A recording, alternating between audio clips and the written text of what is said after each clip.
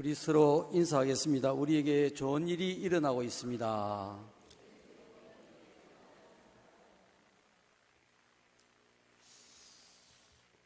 지난 4개월 동안 안식월을 잘 마치고 오늘 이제 첫 주일에 이렇게 강단에 서게 되었습니다.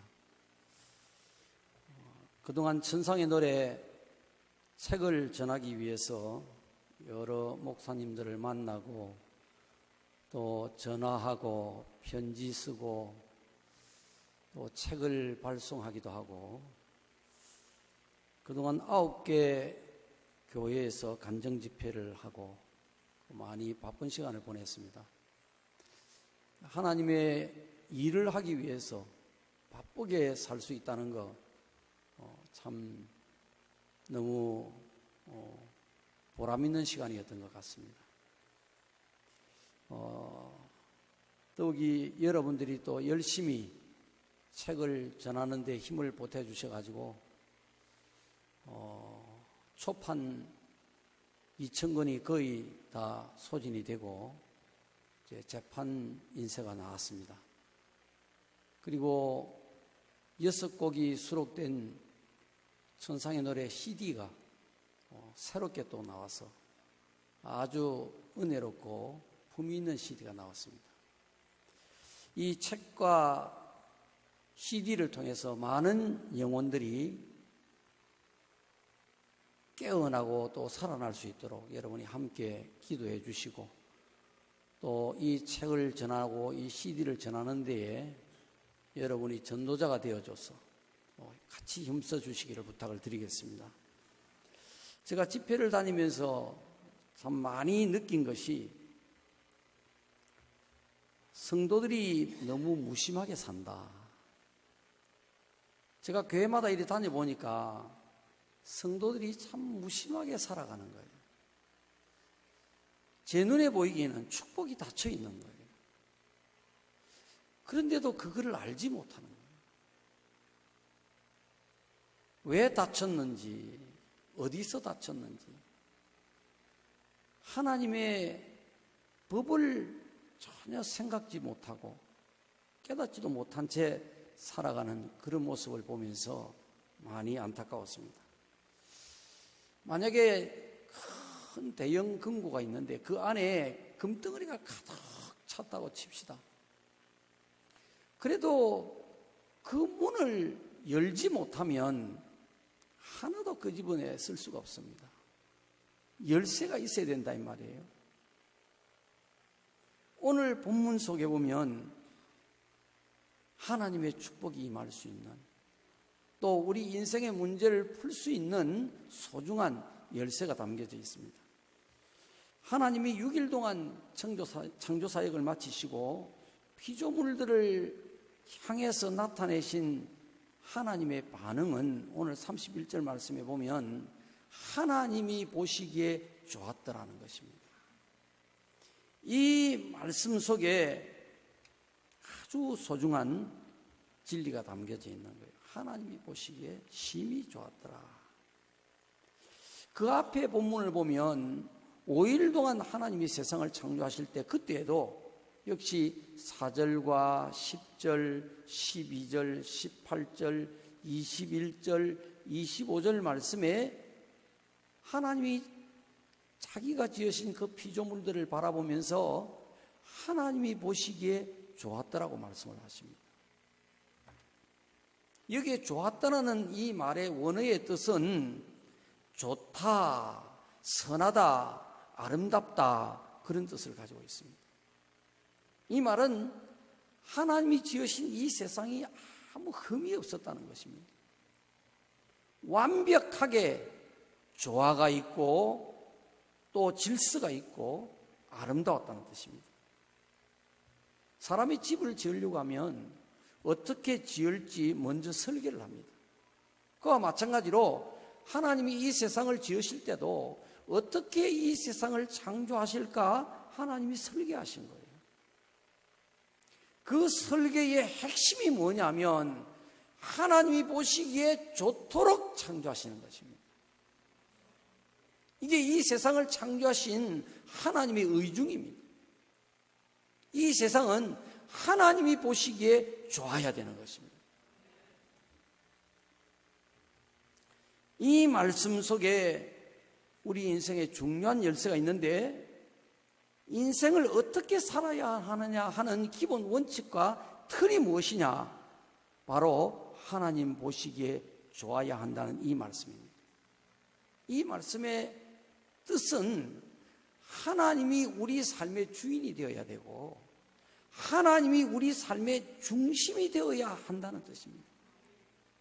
이렇게 살아야 이 세상에서 살아갈 자격이 있는 거예요. 하나님이 그렇게 창조하셨기 때문에. 자, 사람 관계에 있어서 문제가 생기고 사건이 생기고 고통이 찾아오는 원인은 뭐냐? 바로 하나님이 보시기에 좋았더라고 하는 이 근본이 무너져 버린 거예요. 인간의 삶의 근본 문제는 사람이 살아가는 삶 속에 하나님이 없는 거예요.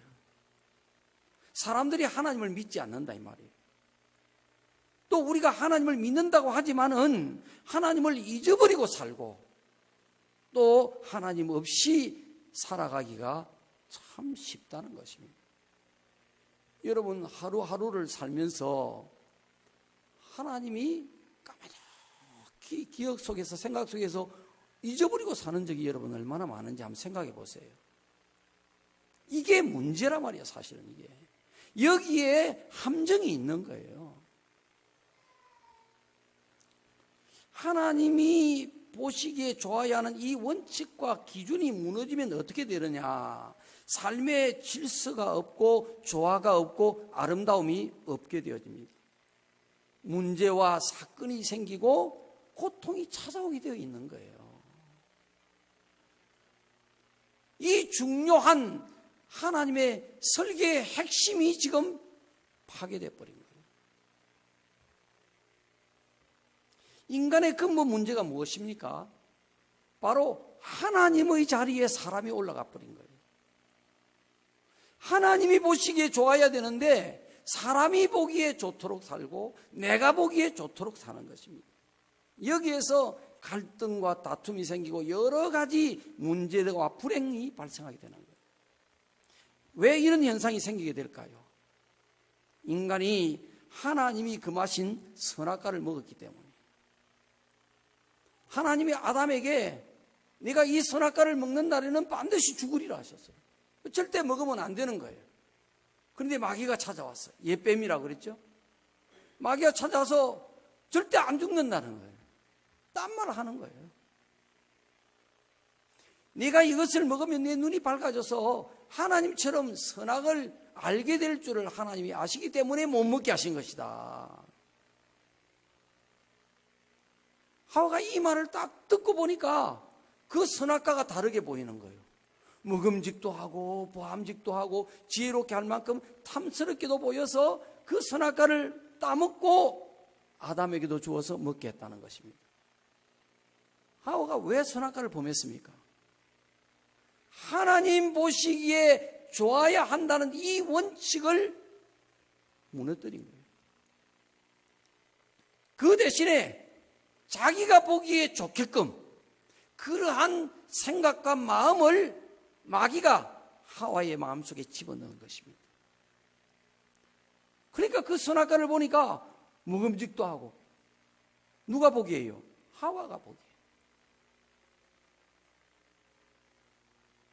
보암직도 하고 하와가 보기에. 야, 지혜롭게 할 만큼 탐스럽게도 보이고 하와가 보기에. 중요한 것은 하나님이 어떻게 보실까? 이걸 생각해야 되는데 하나님 보시기에 이 선악과를 먹는 것이 좋을까 나쁠까? 하나님은 어떻게 보실까? 이거를 붙잡아야 되는데 마귀는 그걸 놓치게 만들어버리는 거예요. 내가 좋도록.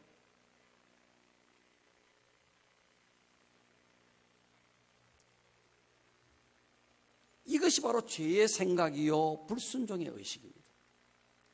이것이 부패한 옛사람이고 사람이 냄새나고 누추한 옷을 입고 사는 거예요. 이걸 벗어버려야 되는 거예요. 이걸 성경에서는 옛사람을 벗어버리고 새사람을 입어라, 그렇게 말씀을 하시는 거예요. 여러분, 우리 그냥 교회 다니면 안 되는 거예요. 내가 어떤 문제를 해결하고 위로를 받고 또 위안을 얻고 힘을 얻고 그러려고 교회 다니는 거 아니에요. 옛사람을 벗기 위해서 교회 다니는 거예요. 새사람을 입기 위해서 교회 다니는 거예요.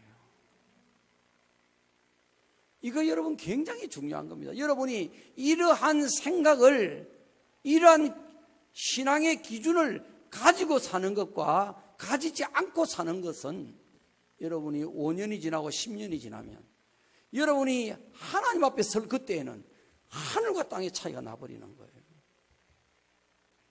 교회를 여러분 그냥 습관처럼 다니면 안 되는 거예요. 교회는 훈련하는 곳입니다. 옛사람 벗어버리고 새사람 입고 이것 하기 위해서 하나님 앞에 나와서 예배를 드리고 말씀 듣고 그 훈련하는 것이에요. 사람은 내가 보기에 좋은 대로 사는 이 죄의식이 딱 배어있기 때문에 모든 문제가 발생하는데, 가정도 마찬가지. 부모가 자녀들에게 교훈을 하고 무엇을 하지 말라고 하면 자식들의 마음이 여러분 어때서 기분이 나쁜 거예요. 난 하고 싶은데 하지 말라고 하니까 기분 나쁜 거예요. 불만이 쌓이는 거예요. 나중에는 반항하는 거예요. 더 나아가면 가출해버리는 거예요. 가정에 고통이 찾아오는 거예요. 이 기준이 없어 그런 거예요.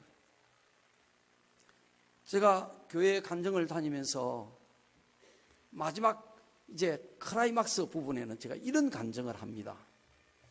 한번 들어보세요. 20년 전에 여러분 다 아시는 간증이잖아요, 그죠? 예. 그 군산에서 부산으로 오는 그 고속도로에서 폭우가 쏟아지고 천둥번개가 치는 가운데 하나님이 내게 성령을 부으셨다. 그때 하나님이 내 말씀을 하시는데, 사랑하는 종아 두려워하지 마라. 내가 너와 함께하느니라. 그리고 이제부터 내가 직접 목회하마. 그리고 내가 너를 통해서 많은 영혼을 살리는 일에 귀하게 쓸 것이다. 그렇게 말씀을 하셨습니다. 나는 그 일이 있고 난 이후에 앞으로 이제 교회가 크게 부흥되겠구나, 그런 기대를 가졌어요. 그런데 부흥은커녕 그 성령 사건이 있은 후로 더 큰 고난에 빠져서 그로부터 20여 년 동안 죽음 속에서 고난의 길을 걸어왔다. 이제 와서 보니까 하나님의 뜻은 교회를 크게 부흥시켜서 많은 영혼을 구원하는 것이 아니고, 이 천상의 노래 책을 통해서 하나님이 많은 영혼을 구원하려고 계획하셨던 것 같다. 지금 여러 교회에서 간증 집회를 하고 있고 책이 근 2,000여 권 가까이 이렇게 소진이 되고 있다. 이 책은 하나님이 계획하시고 작정하셔서 영혼을 살리려고 내게 하신 책이다. 여러분이 이 책을 꼭 읽어보시기 바랍니다. 오늘 미처 돈이 준비 안 된 분들, 돈 없어도 그냥 가져가십시오. 형편 내는 대로 한 달 뒤에 돼도 괜찮고 2달 뒤에 돼도 괜찮고 교회로 송금시켜 주시면 된다. 정말 사정이 어려우시면 돈 안 내도 괜찮다. 책만은 꼭 가져가서 읽으시기 바랍니다. 이 책을 읽으면 여러분의 삶이 변화되고 여러분 신앙이 변화되고 여러분 영혼의 축복이 올 것이다. 내가 책 팔려고 온 거 아니다. 이 책값은 내 개인 소득이 아니다. 우리 교회가 23년 동안 아직 헌당을 못했기 때문에 하나님 앞에 전액 헌금으로 드리기로 당회에서 결정하고 교회에 공포했다. 그래서 여러분이 사주는 이 책값은 내 개인 수입이 아니고 전부 다 하나님 앞에 여러분이 양지중앙교회를 위해서 헌당 헌금 내드리는 것이다. 이렇게 제가 막 온 몸에 옷이 막 땀이 다 젖도록 그렇게 외치면서 호소를 합니다. 이 책 좀 사달라. 자, 다 마쳤어요. 이제 사람들이 나갑니다. 인사를 합니다. 사람들 반응이 다른 거예요. 어떤 사람들은요, 수고하셨습니다. 은혜 많이 받았습니다 하면서 그냥 찰찰 갚으려는 거예요. 책은 안 사고. 은혜 많이 받았다는데. 자, 그 다음에 어떤 사람들은요, 시무룩하게 인사도 안 하고 가버립니다. 내가 수고하셨습니다 해도 뭐가 마음에 안 드는지 모르겠어요. 자, 이런 두 부류의 사람들이 책을 거들떠보지도 않고 싹 가버리는 이 두 부류의 사람들이 60%에서 80%입니다. 어떤 교회는요, 80%가 그냥 가버리는, 그렇게 외쳤는데, 그렇게 부탁하고, 그렇게 호소하고, 그렇게 눈물을 흘렸는데, 그 나머지 소수의 사람들, 20, 30%, 이 사람들은요, 손을 잡고 우는 사람들이 있습니다. 너무 고생 많이 하셨다. 그러면서 은혜를 받아서 막 기뻐하는 사람들도 있고요. 그러면서 책을 사들고 가고, 어떤 사람들은 책을요 10권을 사가는 사람들도 있어요. 여러분, 그 순간이 참 중요한 순간 아닙니까? 사실은요.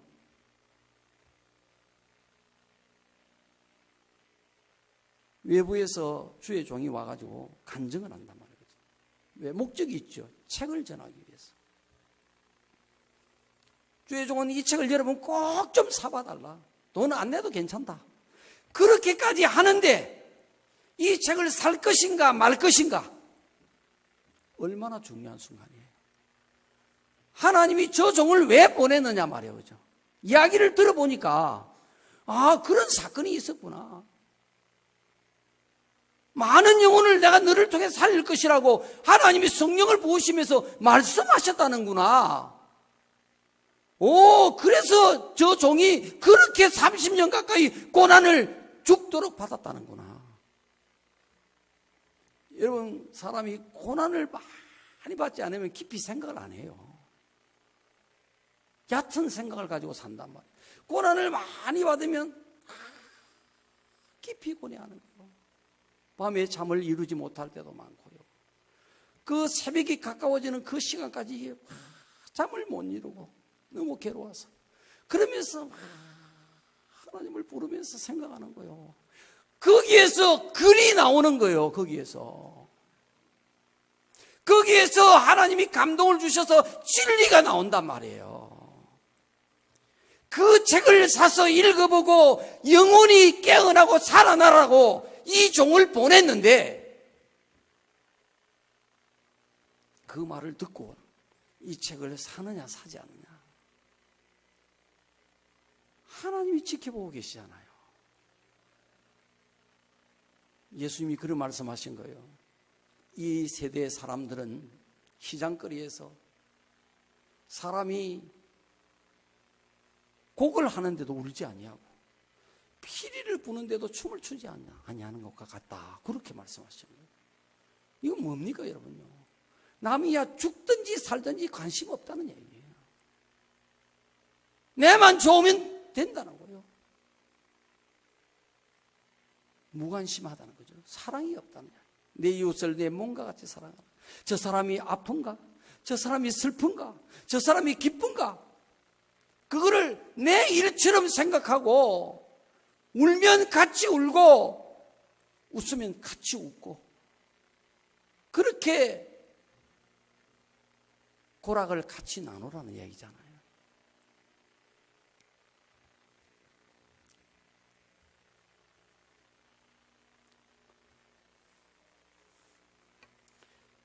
삶이라고 하는 것은요, 매 순간을 선택하는 거예요. 내가 이렇게 할까 저렇게 할까 내가 선택하면서 사는 거예요. 잠언 24장 12절에 보면 하나님은 각 사람의 행위대로 보응하신다고 했어요. 여러분, 우리가 마음대로 살 수는 있어요. 그러나 반드시 그 행위에 대한 하나님의 보응이 있다는 겁니다.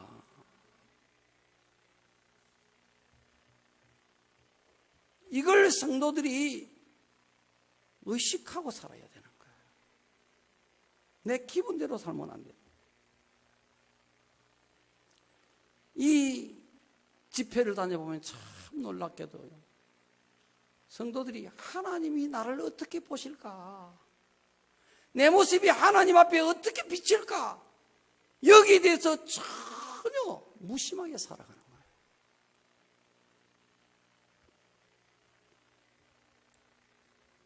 잠언 4장 23절에 보면 무릇 지킬 만한 것보다 내 마음을 지키라. 생명이 이에서 남이니라.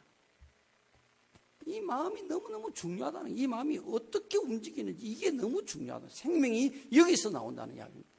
우리가 정말 지켜야 할 우리의 마음, 어떤 마음이 있겠습니까? 사람의 마음은요, 자기가 하고 싶은 것은 하고 하기 싫은 것은 안 하는 거예요. 이게 사람 마음의 아주 대표적인 모양입니다. 내가 하고 싶으면 하고 내가 하기 싫으면 절대 안 하는 것입니다. 여러분, 이게 고통입니다. 이 내 마음에 타고난 이 본성, 모든 인간이 그렇게 살잖아요. 이 본성을 내가 이겨내지 못하면 그 인생은 어떻게 살아도 실패한 인생입니다. 지금 잘 산다고 사는 게 아니에요. 죽을 때까지 떵떵거리고 산다고 해서 그거 잘 산 거 아니에요. 내 하고 싶은 것은 하고 내 하기 싫은 것은 안 하고 살면 이건 하나님 앞에서 죄악입니다.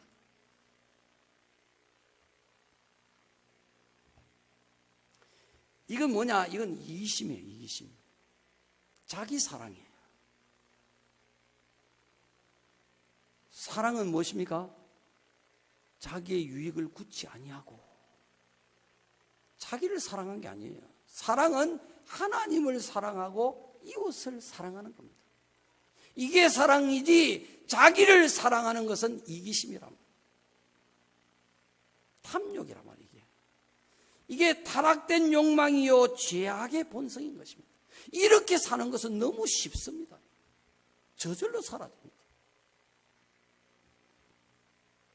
귀하고 좋은 것은 절대 쉽게 저절로 되지 않습니다. 귀하면 귀할수록 수고하고 힘을 쓰고 애를 쓰고 이렇게 해야 되어지는 거예요. 삶은 여러분 그렇게 살아야 되는 거예요. 쉽게 저절로 이렇게 내 하고 싶은 대로, 하기 싫으면 안 해버리고 하고 싶으면 하고, 이렇게 살면 안 됩니다. 이건 귀한 게 될 수가 없어요.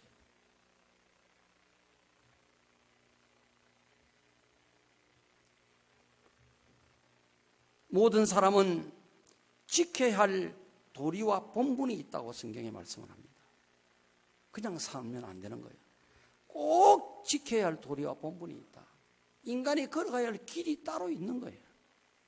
전도서 12장 13절에 보면 일의 결국을 다 들었으니 하나님을 경외하고 그 명령에 복종할지어다. 이것이 모든 사람의 본분이니라 그랬어요. 사람은 하나님을 경외하면서 살아야 된다. 이게 본분이라는 거예요. 이거 위해서 태어났다는 것입니다. 경외한다는 것은 하나님을 두렵게 여기라 이 말입니다. 우리가 살아가는 모든 삶 속에서 하나님에 대한 두려움이 있어야 되는 거예요. 하나님이 어떻게 보실까? 하나님이 어떻게 생각하실까? 이거를 점검하면서 살아야 되는 거예요. 그리고는 그 명령에 복종을 해야 되는 거예요.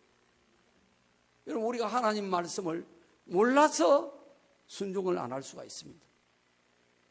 이건 하나님이 우리를 불쌍히 여기시고 기다리시는 거예요. 우리가 모르니까.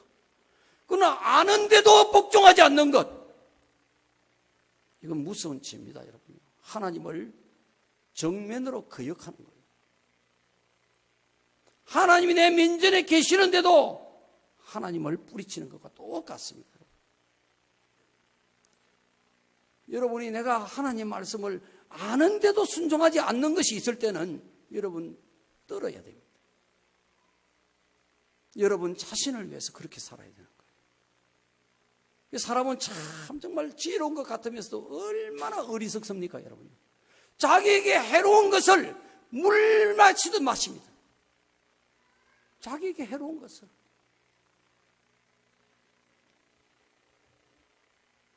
전혀 하나님 두려워 여기지도 않냐고. 하나님 말씀을 알면서도 거역하고. 이게 자기를 망치는 거예요. 참 어리석단 말이에요. 이게 귀에 들리지 않지만은도 마귀가 하와를 속였던 것처럼 똑같이 우리에게 선악과를 먹게 만드는 거예요. 그거 먹으면 죽는다는데도, 그런데도 그걸 먹어버리고 마는 게 인간이에요. 거역한단 말이에요.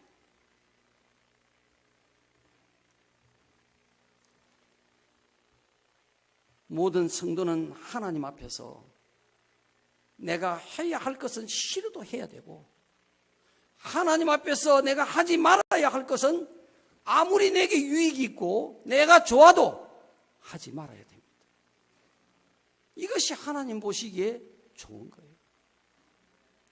그렇게 살아가는 성도의 모습을 보실 때 하나님께서 하나님 보시기에 좋았더라고 말씀하시는 거예요. 그렇게 살면 복이 오는 거예요. 자, 왜 우리가 이렇게 살아야 되느냐? 이사야 43장 7절에 이렇게 가르쳐 줍니다. 무릇 내 이름으로 일컫는 자 곧 내가 내 영광을 위하여 창조한 자를 오게 하라. 그들을 내가 지었고 만들었느니라. 이건 하나님이 이사야 선지자를 통해서 직접 하신 말씀이에요.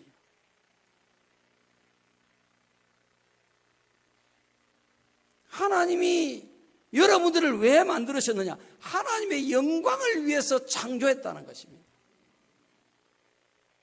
여러분, 모든 만물은 다 만든 목적이 있잖아요. 이 컵도 다 만든 목적이 있잖아요. 그죠? 이렇게 물 마시라고 만든 거 아닙니까? 그죠? 이거 가지고 화장실에 뭐 변 퍼내라고 이거 만든 거 아니지? 그죠? 그러면 안 되죠, 이게. 이거 변 퍼내는 거 아니에요. 이건 물 마시는 거예요. 이 목적대로 살아야 되는 거예요.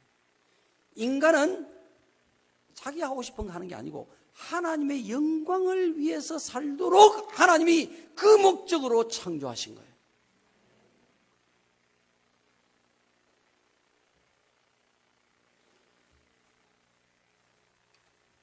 우리가 어떻게 살아야 할지를 골로새서 1장 16절에 보면 더 분명하게, 아주 간명하게 말씀을 하고 있습니다. 만물이 다 그로 말미암아 창조되었고 그를 위하여 창조되었다라고 합니다. 모든 만물이 다 하나님으로 말미암아 창조된 거예요. 근데 왜 창조했느냐? 그를 위하여 창조했다는 것입니다. 확실하지, 그죠? 너무 분명하죠? 인간 하나님을 위하여 창조했다는 것입니다. 알뜰살뜰 내 가정을 위해서, 내 가족을 위해서, 내 자식을 위해서 열심히 살고 살뜰하게 살고 행복하게 살고, 이거 여러분 잘 사는 거 아닙니다. 인간은 그렇게 사는 게 아니에요. 이건 세상이 가는 길이에요. 그죠? 모든 사람들은 다 그렇게 사는 거예요. 이게 최고의 행복이에요. 이게 가장 잘 사는 방법이에요. 그러나 이것이 망하는 길이고 이게 저주의 길입니다. 이건 멸망의 길입니다. 인간은 자기 영광을 위해서, 자기 행복을 위해서 사는 거 아니란 말이에요. 하나님을 위해서 살아가는 것, 그것이 인간의 존재 이유인 것입니다. 그래서 사람은 자기를 위해 사는 것이 아니라 하나님이 기뻐하시고 하나님이 원하시는 삶을 쫓아가야 되는 거예요. 하나님의 뜻을 이루어드리기 위해서 인간은 하루하루 사는 거예요. 하나님의 뜻을 이루어드리기 위해서 학생들은 학교에서 공부 열심히 해야 되고, 직장인은 직장에서 열심히 일해야 돼요. 주부는 주부대로, 성도는 성도대로. 이거 무너지니까 어때요? 이 세상이 부정과 부패로 서로 다투고 물고 뜯고 악의 다툼이 되는 겁니다. 하나님을 위해서 살아야 되는 거예요. 예수님이 십자가에 죽으시기 전날 밤에 겟세마네 동산에서 이렇게 기도하셨습니다. 아버지여, 할 수만 있으면 이 잔을 내게서 옮겨주시옵소서. 그러나 내 뜻대로 마옵시고 아버지 뜻대로 되기를 원합니다. 핏방울이 땀방울이 되도록 예수님께서 내 뜻대로 마옵시고 아버지 뜻대로 되기를 원합니다라고 기도하신 거예요.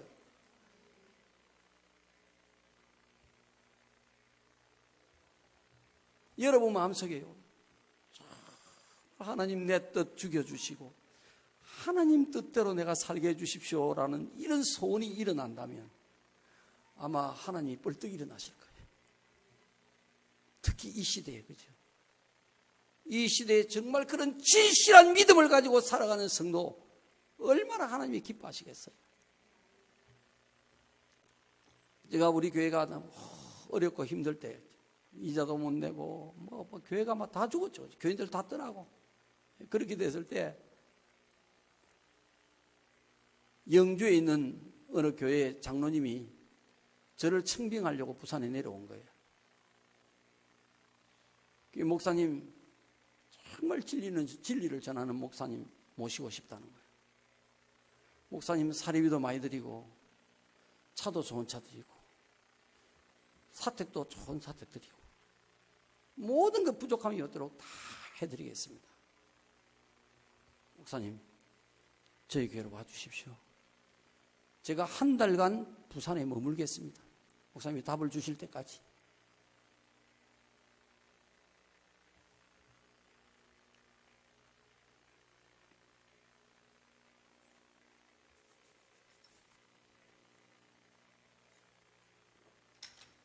제가 그 장로님에게 그랬어요.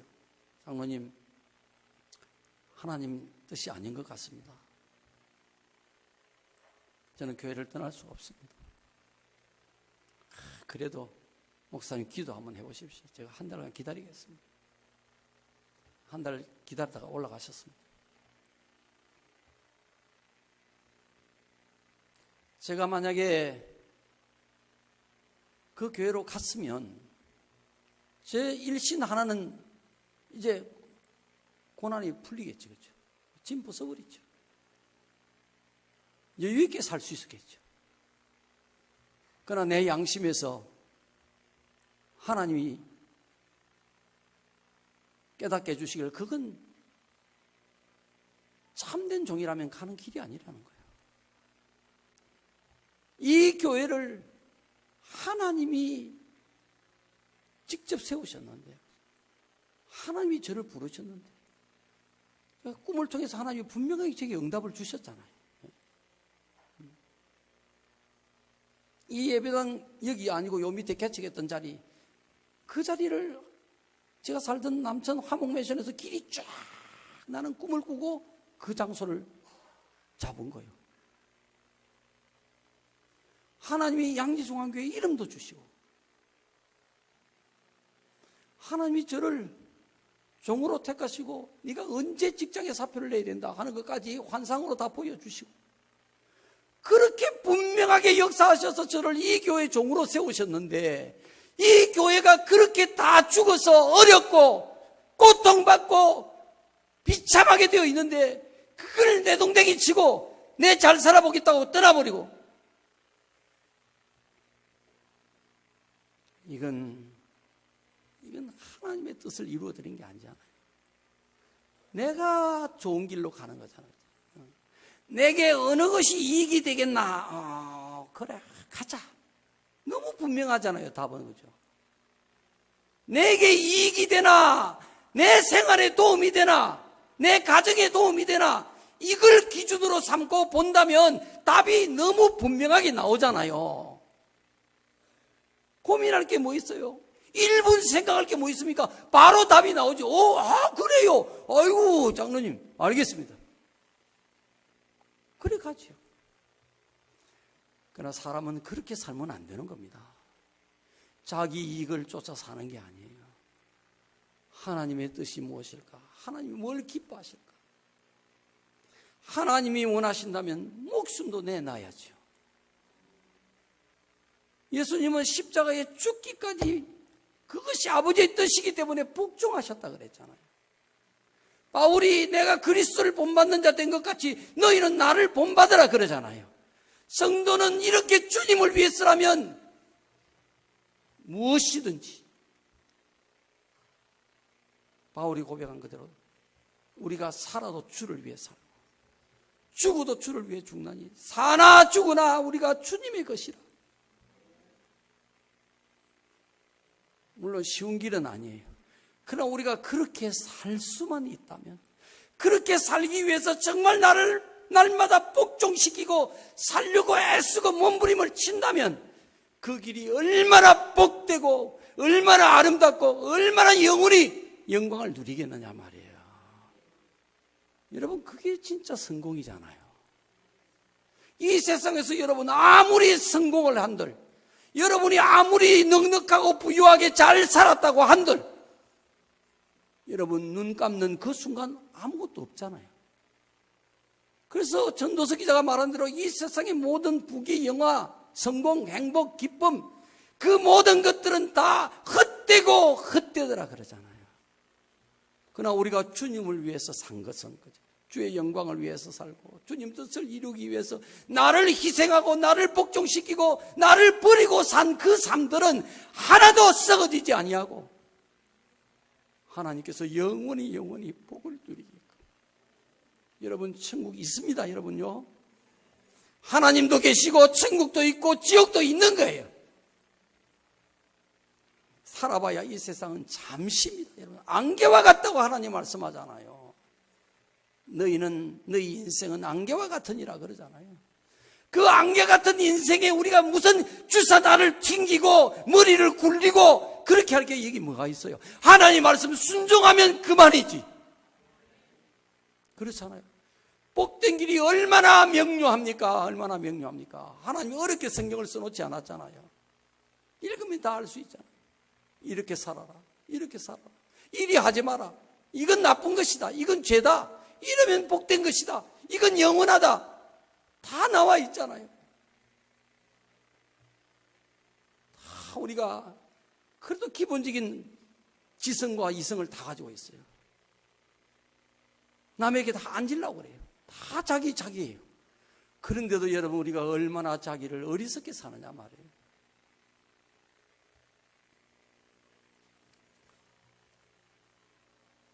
자, 우리가 참 손해인 것 같지만, 그죠? 바보인 것 같지만, 그러나 하나님 그 기뻐하시는 그 뜻을 위해서 순종하는 것, 그것처럼 아름다운 것이 없단 말이에요. 그죠? 네? 하나님은 아름다운 것을 기뻐하신단 말이에요.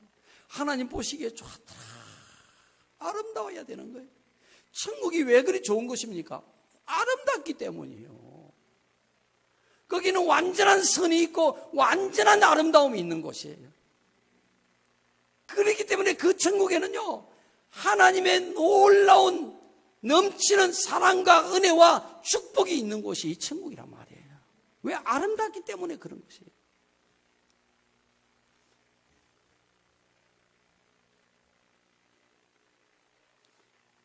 여러분의 모습이 마치 그 천국에서 살아가는 것처럼 여러분 마음이 날마다 천국이 되어야 되는 거예요. 여러분 마음이 아름다워져야 된다 이 말이죠. 여러분 마음 안에 성령님이 계시고 여러분 마음이 그 성령의 가르침을 받아서 날마다 새롭게 변화가 되어져서 아름다워지고 천국이 임하고, 여러분이 이 세상에서 여러분 마음속에 천국이 임하는 만큼 그것이 여러분 재산이에요. 그게 여러분 영원한 재산입니다. 그게 여러분의 전부예요. 다른 거는 여러분 아무것도 가져갈 수 없어요. 여러분 마음속에 이루어 놓은 그 천국, 그것만큼 가지고 하나님 앞에 가는 거예요. 그거 가지고 하나님의 심판을 받는 것입니다. 얼마나 귀하고 얼마나 중요한지 몰라요, 여러분. 이건 아무도 살아줄 수 없어요. 여러분이 하나님 말씀 듣고 깨달아서 여러분이 지혜롭게 사셔야 되는 거예요. 여러분이 무엇보다도 가정에서 가족들을 대하는 모습이 아름다워야 돼요. 특히 하나님 보시기에 아름다워야 돼요. 여러분이 직장에 다니든 사업을 하든지 간에 여러분 살아가는 그 모습이 아름다워야 되는 거예요. 돈 벌기 위해서 막 삿대질하고 눈 부릅뜨고 잠깐 눈 빠져 나오도록 그렇게 살면 안 돼요. 열심히 여러분이 돈을 벌기 위해서 일을 하고 하되 그 모습을 아름답게 하셔야 된다 이 말이에요. 이게 세상 사람들과 성도가 구별되는 것입니다. 다른 거예요. 돈 벌기 위해 사는 거 아니란 말이에요. 여러분이 교회에서 수고를 하고 봉사를 할 때에도 여러분의 모습이 하나님 보시기에 아름다워져야 되는 거예요. 그게 중요한 거예요. 내가 봉사를 했다, 내가 봉사를 한다, 내가 몇 년 동안 했다, 하고 있다, 이거 아니에요. 이거 아니에요. 하나님 보시기에 여러분이 아름다워야 되는 거예요. 아름다움이 없으면 아무 소용이 없습니다. 여러분 예배하는 모습이 아름다워야 돼요. 한번 여러분 자신을 한번 보세요. 지금 여러분의 예배하는 그 모습이 하나님 보시기에 아름다운지를 여러분 점검하셔야 돼요. 그게 습관화돼야 돼요. 아름답도록. 하나님이 나를 보시기에 아름답도록 내가 예배를 드려야지. 여러분이 찬송하는 모습이 아름다워야 되고, 기도하는 모습, 말씀을 듣는 모습이 아름다워야 되는 거예요. 이게 얼마나 중요한지 몰라요, 여러분요. 어디에다 여러분이 주목하고 삶을 살겠습니까? 이 순간, 한순간이, 이 예배 드리는 이 순간이, 말씀을 듣는 이 순간이 정말 중요하단 말이에요. 아름다워야 돼요. 하나님 그걸 우리에게 원하시는 거예요. 여러분이 어디에 있든지 무엇을 하든지 간에 하나님 보시기에 좋았더라. 이렇게 될 수 있도록. 고린도후서 2장 11절에 보니까 바울이 이렇게 말합니다. 우리는 구원 얻는 자들에게나 망하는 자들에게나 하나님 앞에서 그리스도의 향기라. 얼마나 귀한 말씀입니까?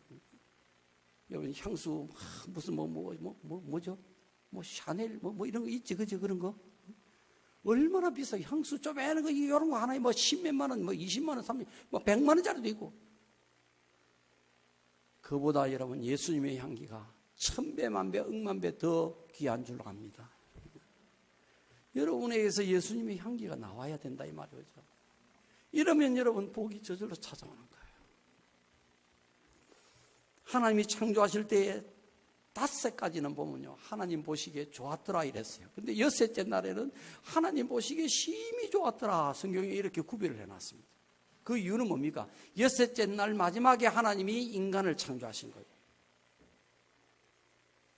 왜 하나님 보시기에 인간을 창조하신 후에 심히 좋았다고 그럴까요? 하나님이 인간을 창조하실 때 하나님의 형상대로 창조하셨다는 것입니다. 하나님을 닮도록 인간을 만드신 거예요. 천지만물을 창조해 놓고 딱 보니까 하나님을 닮은 인간이 있는 거예요. 그 에덴 동산 안에. 그러니까 하나님 마음이 심히 기뻐져 버리는 거예요. 야, 과연 나를 닮았구나. 내 모습이 저 안에 있구나. 내 성품이 저 안에 있구나. 그러니까 하나님 마음이 너무 기뻐져 버린 거예요. 여러분이 있기 때문에 하나님이 기뻐하셔야 됩니다. 여러분 가정에 여러분이 있기 때문에 하나님께서 심히 기뻐하는 성도가 되시기를 진심으로 바랍니다. 여러분이 있기 때문에 여러분 직장을 보실 때 하나님께서 심히 기뻐지는 이런 성도가 되시기 바랍니다. 그러면요, 그 사람 때문에 하나님이 그 직장에 복을 주시는 거예요. 그 사업이 잘 되게 해주시는 거예요. 사람이 아름다워야 복이 온다 이 말이에요. 내가 아름답지 못하고 하나님이 기뻐하지 않는데, 하나님 기뻐하시는 삶을 내가 살지 않는데도 사업이 잘 된들 여러분 그것이 물거품 것 같지 않아요? 시간 지나면 퍽 꺼진단 말이에요. 그게 꼭 살아봐야 되겠습니까? 성경이 그렇게 말을 하는데 모든 만물이 다 하나님 것이라 그러잖아요. 하나님이 주셔서 우리가 지금 이만큼 누리고 산단 말이에요. 내가 노력해서 내가 얻었는데 물론 내가 노력도 했지만은 하나님이 허락지 아니하시면 안 되는 거예요.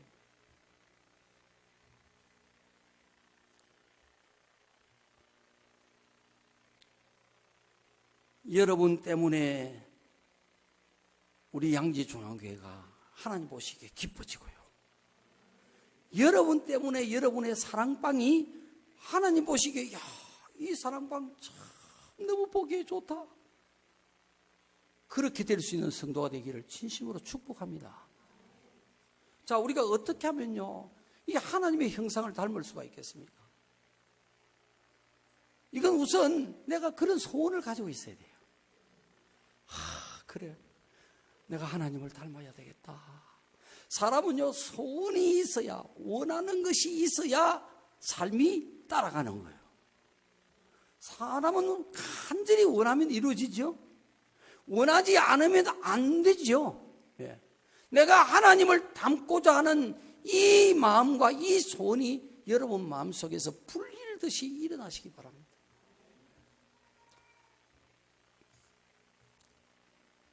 자, 구체적으로는요, 여러분이 하나님 말씀에 순종하셔야 하나님의 성품이 들어오는 거예요. 베드로전서 1장 22절에 보니까 하나님의 말씀, 진리의 말씀에 순종함으로 우리 영혼이 깨끗해지고 거룩해진다는 거예요. 하나님 말씀 힘들어도 순종하시면 영혼이 깨끗해진다는 거예요. 불수물이 나간다는 거예요. 죄악이 나가버린다는 거예요. 귀신이 나가버린다는 거예요. 그래서 하나님이 순종을 그렇게 기뻐하시는 거예요. 순종이 제사보다 낫다. 자, 어떻게 하면 우리가 하나님 말씀을 순종할 수 있습니까? 여러 가지가 있지만 그 중에서도 여러분이 예배에서 은혜를 받아야 되는 거예요. 그래야 하나님 말씀이 은혜가 되어야만이 생명이 되고 그 말씀을 내가 목숨 걸고 지킬 수 있는 힘이 나오는 거예요.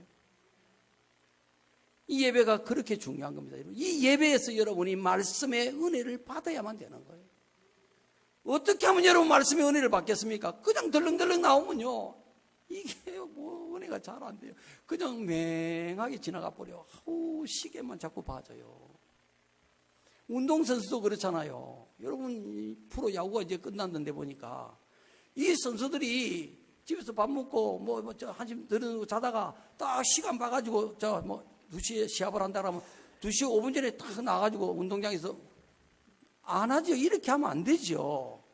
적어도 나 잘 모르겠는데 한 2시간 전에 벌써 운동장에 나와야 될걸요. 나와서 계속 기분 체조하고 워밍업하고 스트레칭하고 다 연습하고 이래가지고 빠따박스에 딱 서는 거예요. 그렇잖아요.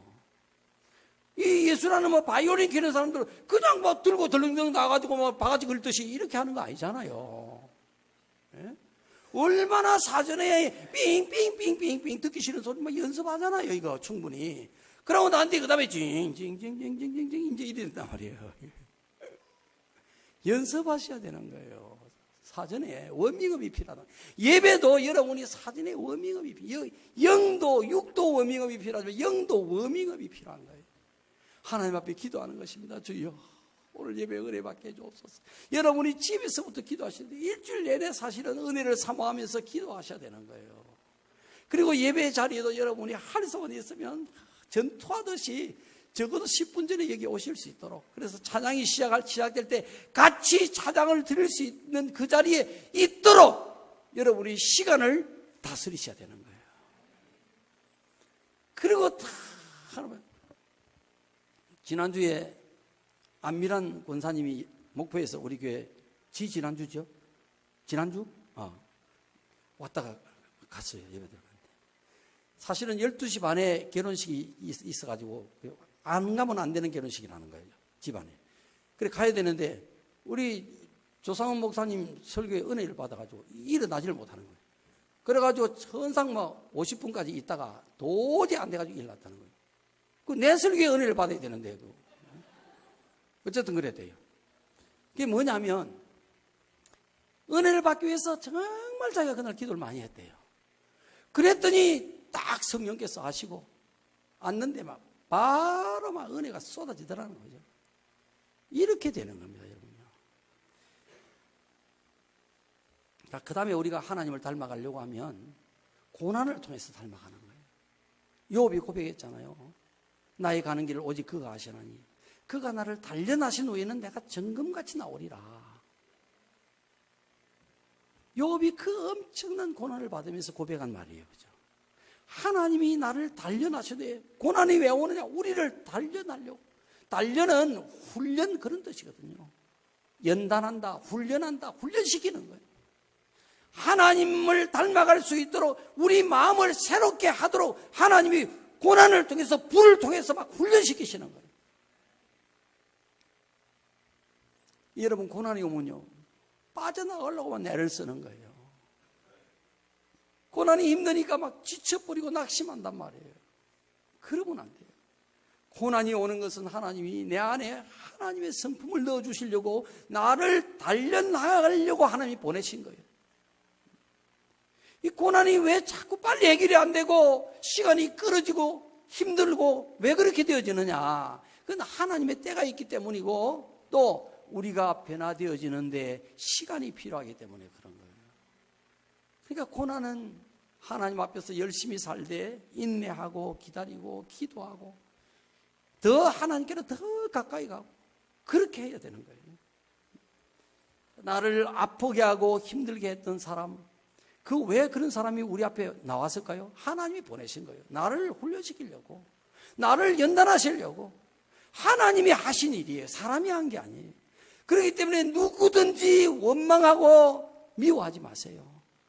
하나님 미워하는 거예요. 그건요, 그건 하나님을 원망하는 거예요. 하나님이 우리에게 영원의 복을 주시고 영원한 복을 주시려고 그 사람을 통해서 우리를 건드리게 하셨단 말이에요, 하나님께서.